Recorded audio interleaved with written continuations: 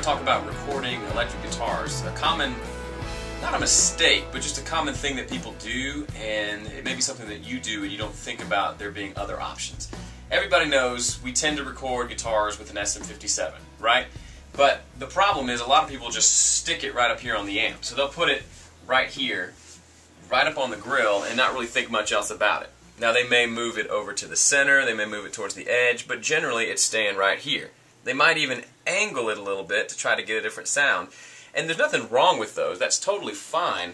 But I feel like where we miss out is the fact that, for one thing, when the mic is this close to the amp, you're just picking up a little tiny piece of what that speaker sounds like. So you might hone in on something really great, but you might also be missing out on the overall sound of the amp.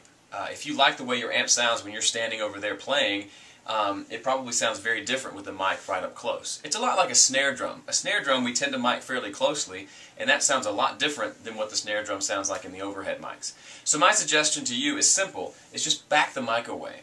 You don't I'm not saying this is the way you have to record it, but maybe record a sample with the mic up close and then bring it back maybe a foot, 8 inches to a foot, maybe even farther away, and play around with different angles and different placements like you would when it's up close.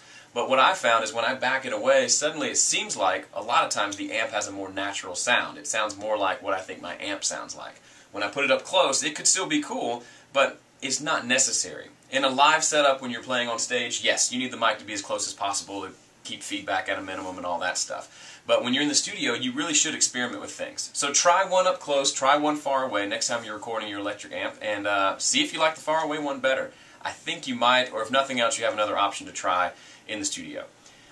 Also, if you're interested in recording electric guitar and how to record and mix it and just get a good electric guitar sound for your songs, I'm doing a class called Recording Electric Guitar.